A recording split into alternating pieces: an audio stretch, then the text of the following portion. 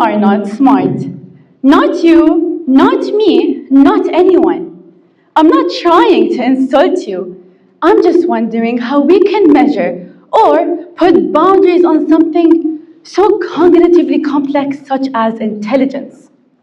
The word smart can encompass many different definitions depending on each person. You can test your IQ to measure intelligence, but does it capture our essence? Can we really capture how creative we are, or how well we connect with others, or how emotionally aware we are?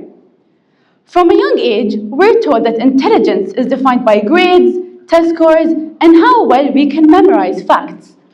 We're told that to be smart, we must follow a certain formula. Study harder, take more classes, spend more on tutors. But the truth is, what's considered smart in one place is not universal.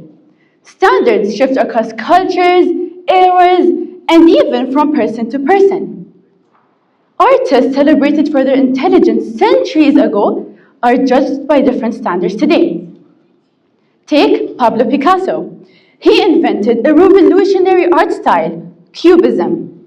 Back then, many people didn't appreciate or understood his work. Today, it's admired and studied worldwide. So why should we try to fit into these unstable expectations?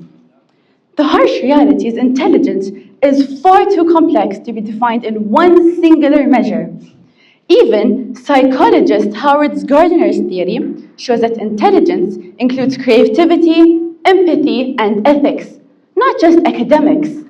His holistic approach aims to encompass the details that build our character, not disregard them. I remember when I was younger, if only I'd been recognized for the knowledge I had beyond my exams. Little Rola would have loved to be seen as smart for the knowledge she had beyond her exams. The facts that I had learned from books, the tricks I picked up from YouTube, or even my determination to succeed in whatever I set my mind to. And that, ladies and gentlemen, is where my intelligence lived. Not on my fourth grade spelling test, but by the way I connected with people and understood the world around me.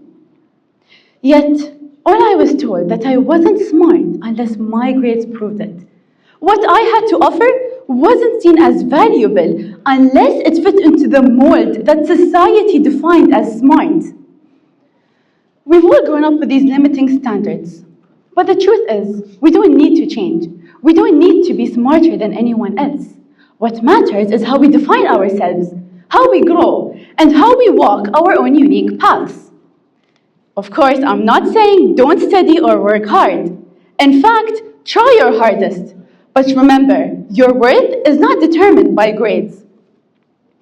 At the end of the day, you're not supposed to be smart in every area.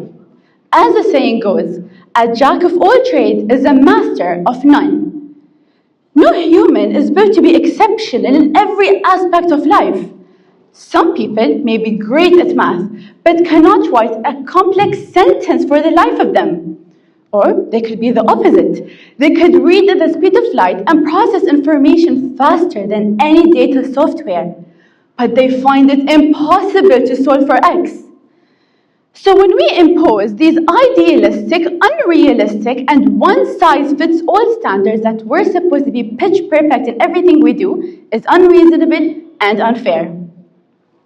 The curiosity that pushed me to learn beyond textbooks, the persistence that kept me trying even when things felt difficult, and the ability to understand people and others in my own way were all forms of intelligence I had all along. What once felt like not being smart enough now feels like intelligence cannot be contained in a single score. Growing up showed me that being smart isn't about fitting into someone else's expectations, but about recognizing your strengths and continuing to grow from them. Let me leave you with this. You need to remember to stop chasing someone else's version of smart.